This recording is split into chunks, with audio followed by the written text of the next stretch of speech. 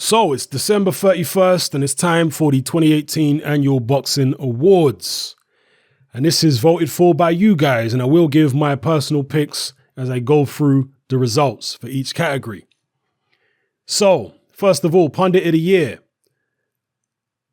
With 70% of the vote, Paulie Malignaggi is your pick for 2018. Pundit/commentator of the year, to be precise. And I can't really argue with that. The only person for me personally who is in the argument for Pundit of the Year would be Andre Ward. Andre Ward is a brilliant boxing mind. Whenever he's commentating or doing his pundit work, he gives great insights. He understands the fighter's mindset. He understands the way they feel.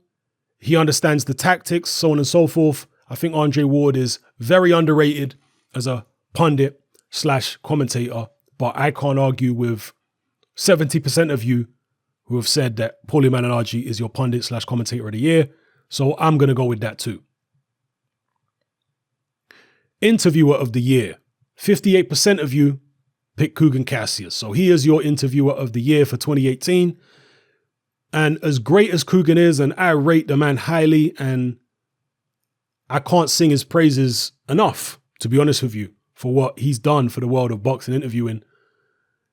But for me this year, personally, I vote for Rob Tebbett as the boxing interviewer of the year 2018. And one of the reasons, there are several, but one of the reasons is because of what Eddie Hearn brought up in this interview right here the other day.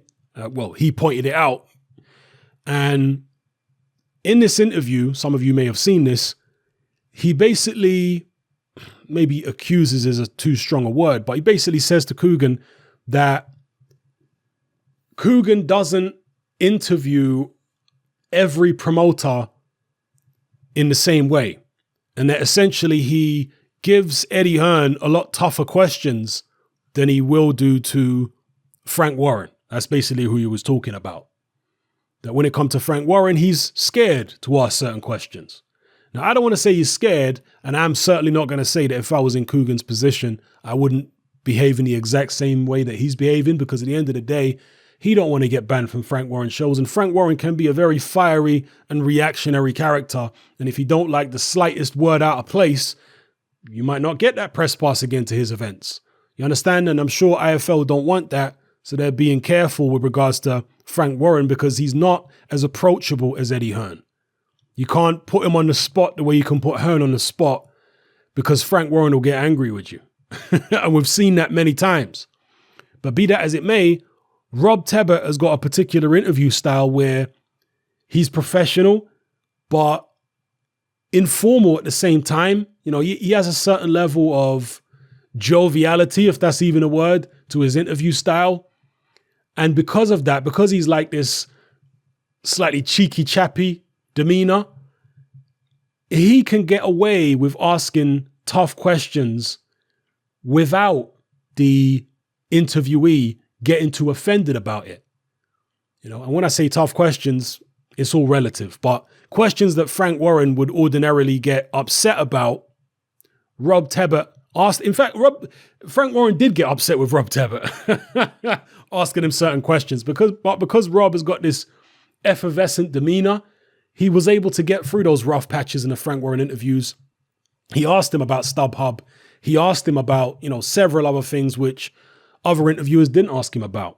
So 58% of you have chosen Kugan Cassius as interviewer of the year, and enough respect to Kugan. But for me personally, I would have picked Rob Tebbett as interviewer of the year.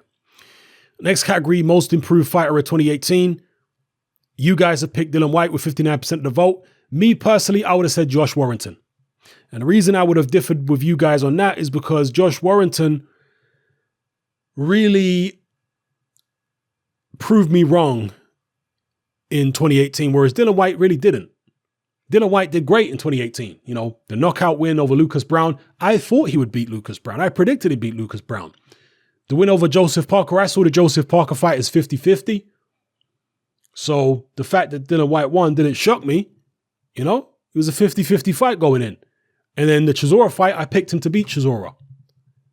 You see, so I didn't get anything that I didn't expect from Dillian Whyte. I expected him to win the fights that he won, other than the Parker fight, which I thought was 50-50.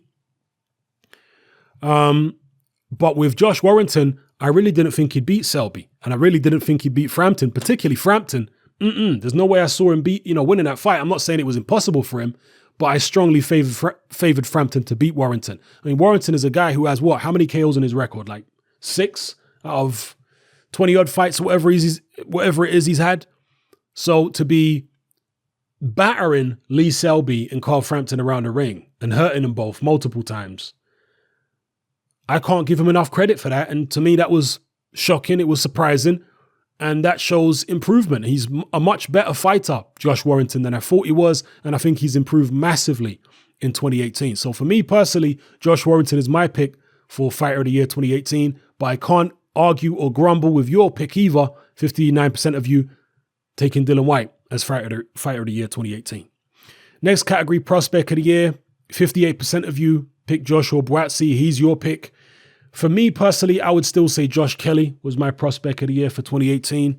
I think he's fought better level of position than Joshua Buatsi. I know he's a bit further on in his career than Buatsi, but still, I think he's fighting better level of position.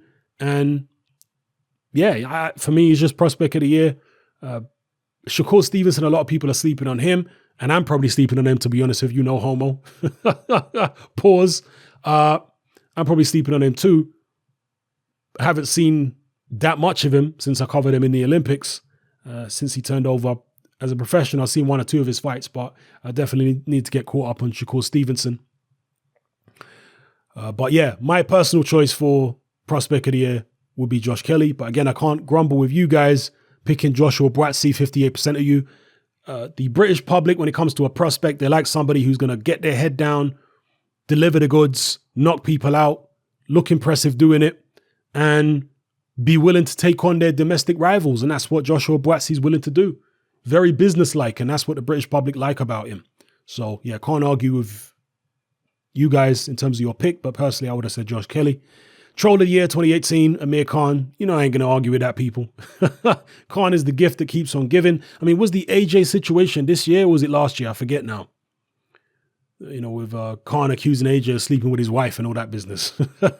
Khan has just been in the newspaper headlines week in, week out. His whole life feels like he's trolling the world, when it comes to Amir Khan. Very entertaining stuff. So for me, he is the deserved winner of 2018 Troll of the Year. Definitely not going to argue with you guys. Last year, it was actually Eubank Jr. and Sr. who won this award. And they were Eubank Sr. was very happy about it. He was laughing on Twitter about the fact that he'd won this award, voted for by you guys, my subscribers. He was very happy about it. But this year, Amir Khan is way out in front with 48% of the vote. Promoter of the Year, 85% of you voted for Eddie Hearn, and I can't argue with that. Nothing else really to say about that. Eddie Hearn's put on huge shows, very good shows, international shows as well as domestic, all over the world, not just the United States. He's now putting on shows in, where is it now? Monte Carlo and Italy and all kinds of other different places. So yeah, can't argue with 85% of you picking Eddie Hearn as Promoter of the Year. Although I do think that some of the other guys should have got more of a look in terms of a few more votes, particularly De La Hoya. I know you guys don't like De La Hoya, but I think he should have got a few more votes, and Al Heyman too. Anyway, moving on to the next category, Upset of the Year 2018. By a relatively narrow margin, it was Alvarez versus Kovalev, and I'll go along with that. I'll go along with Alvarez versus Kovalev being Upset of the Year 2018. So I'm with you guys on that. Comeback of the Year, again, I'm going to go with you guys, 96% Tyson Fury. There was a fighter in the lower weight classes. His name escapes me right now, but some people have said he should have won Comeback of the Year because what he achieved was far greater than Tyson Fury. And that may well be true. His name escapes me right now, so forgive me. But I could only pick 5 names per category because that's all YouTube allow for in their polling system. So ideally, I would pick 10 names or 10 candidates per category, but they don't allow that on YouTube, so it is what it is.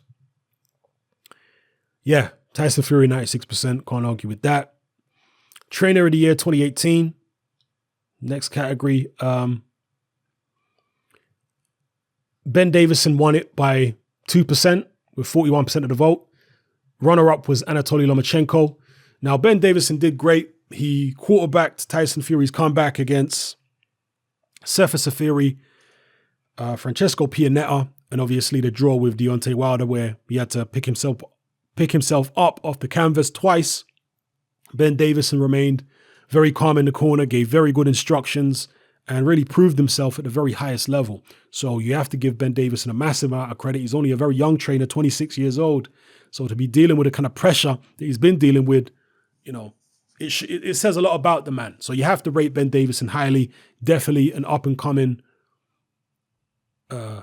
trainer in the game. And Frank Warren, and many of us questioned Ben Davison's ability. I never wrote him off, but I questioned his ability to step in and fill the boots of Peter Fury, because those are very big boots to fill. Given his lack of experience and so on and so forth, I had my doubts about him. I wanted to give him a chance. Obviously, I wasn't writing him off, but I wasn't sure. Frank Warren was even honest enough to admit that he was also unsure about Ben Davison. Even Tyson Fury's dad, in the lead up to the fight, appeared to be a little unsure about Ben Davison too, in terms of whether Ben Davison could handle the magnitude of the event, being such a young and inexperienced trainer. But he handled it very, very well, and you have to give him massive props. And he'll grow from this in terms of his confidence and his ability as a trainer, Ben Davison. So it was a fantastic experience for him. But I am going to differ with 41% of you, and I'm going to say it has to be Anatoly Lomachenko for Trainer of the Year 2018. It has to be. His son is Vasyl Lomachenko, and he's trained him since the amateurs. And one of his other fighters, Alexander Usyk, is undisputed cruiserweight world champion. Excuse me. And he also trained Usyk in the amateurs. I know they didn't train from the beginning of Usyk's career. Usyk was with James Ali Bashir and a couple of other trainers, but he's now back with Anatoly Lomachenko. So if you look at that Lomachenko-Usyk style, that's from Anatoly Lomachenko. You got to give this guy a massive amount of credit for what his fighters have achieved this year and the style that he's brought to boxing, the technique. So for me, Trainer of the Year 2018, I'm going to differ with 41% of you guys, and I'm going to say it's Anatoly Lomachenko. Knockout of the Year, you guys picked White versus Chisora. That was the winner for you. For me, I'm going to say Chisora versus Takam personally. And hey, if you want to disagree with me, that's all good. 47% of you do disagree with me, but I'm going to go with 21% who said Chisora Takam, because the Chisora Takam knockout came more out of the blue, at least for me. It was totally against the run of play. Chisora at that point was taking a beating from Takam. In the previous round, he was close to being stopped. And all of a sudden, he comes out with his huge shot, drops Takam heavily. Takam gets up and then he wipes him out on the second knockdown. So for me, it was that. But, you guys pick White versus Chisora too, and that's all good. Fighter of the Year, Alexander Usyk was 78%. People, as far as I'm concerned, there were no other candidates that come remotely close to Alexander Usyk. Cleaned out his division, knocked out Tony Bellew, and did it in everybody else's backyard. Massive kudos and props to Alexander Usyk. Do people understand that they are witnessing history with this guy? I hate to labor the point when it comes to Tyson Fury and his army of delusional fanatics, but I did a poll in my Facebook group, a Fighter of the Year poll a few weeks ago, and it was disturbingly close between Usyk and Tyson Fury. That's scary, people. The fact that if I would have put Tyson Fury as a candidate for Fighter of the Year, it would have been close between him and Usyk. And that is shocking.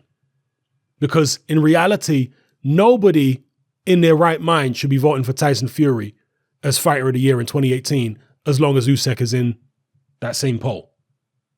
What brand of crack are you smoking? Think about what Usyk has achieved. Think about what he's done. Think about the manner in which he's done it. And you're going to sit there with a straight face and say, Tyson Fury's Fighter of the Year, not Usyk. What is wrong with you? Remarkable stuff, people. Shocking and frightening. But yeah, I'm going to go with 78% of you guys and say Usyk. The other runners-up, look, there were some people that had strong years. Canelo Alvarez had a strong year in 2018. Inoue had a strong year. Lomachenko, Alvarez, all had strong years. I'm not trying to denigrate the achievements of any of these guys, particularly Alvarez beating Golovkin the way that he did. You know, how many people felt like Alvarez would give Golovkin that Mexican style he'd been asking for? Very few. You know, but be careful what you ask for, because you might just get it. Alvarez gave him that Mexican style, and it turned out to be an excellent fight, which Canelo Alvarez won. So I can definitely understand why 10% of you pick Canelo Alvarez as fighter of the year. And finally, fight of the year 2018, Canelo versus Golovkin. 42% of you have picked that as your fight of the year, and I can't argue with it. Can't argue with it. Personally, I would have said Chisora Takam, because for me, that fight was just absolute non-stop action. Not only was it non-stop action, but there were moments where you felt like Chisora was going to be stopped. And against the run of play, he comes out with a come-from-behind knockout win. It was just a tremendous fight from start to finish, non-stop action, hardly any clinching, you know, hard shots going in, fighters getting hurt and rocked, and ultimately a conclusive knockout. So for me, it was Chisora Takam fight of the year, but there are many other great fights that happened in 2018. And again, you guys voting Canelo versus Golovkin 2 as fight of the year, I can't argue with it. You know, just my personal choice would have been Chisora versus Takam, but Canelo Golovkin was also a great fight. So there you have it, people. The 2018 annual boxing awards, as voted for by you, and also my personal picks along the way. Hopefully we have another great year in 2019. Hopefully we get to see all the fights we want to see. Maybe I'll do a live stream tonight on my live streaming channel, Hatman Boxing Live. You guys should go there and subscribe to my live streaming channel. And yeah, maybe I'll do a live stream tonight about what I want to see in 2019 and what you guys want to see in 2019 and what you guys think will happen in 2019 as far as fights that you want to see. Will they get made? So on and so forth. So yeah, catch me on my YouTube live stream channel, Hatman Boxing Live. And shout out to everybody for being here with me for yet another year. It's been a great year, and it's going to be another great year in 2019. So shout out to all of you, my subscribers, young and old, whether you've been subbed to me for a day, a week, a month, a year, or since the very beginning. Your support is very much appreciated. So have a good New Year's. Be safe. All right. New Year's comes around once a year, so it's not the end of the world if you stay in this year. You know, catch it next year. You know, don't break your backs to think that going out for New Year's is the be all and end all. It's really not. So yeah. Anyway, let me know how you feel in the comments, people. I'm out. Join me on Patreon. I upload a minimum of 2 podcasts every single week, covering a wide variety of controversial topics, as well as live stream Q&A sessions. Take a look on screen right now at some of the podcasts I've produced so far. For just $3 a month, the equivalent of about £2 a month, you get access to all my new podcasts and my entire back catalogue of past podcasts, including my popular Confessions of a Nightclub Bouncer series. You can listen on your computer or on your smartphone or tablet by downloading the Patreon app from the Google Play Store or the App Store for free. The Patreon app also allows you to download each podcast in MP3. For less than the price of a cup of coffee, you get access to dozens of hours of exclusive content. It's easy to sign up, there's no contract, and you can cancel at any time. So come and join our community of free and critical thinkers by signing up with me here on Patreon today.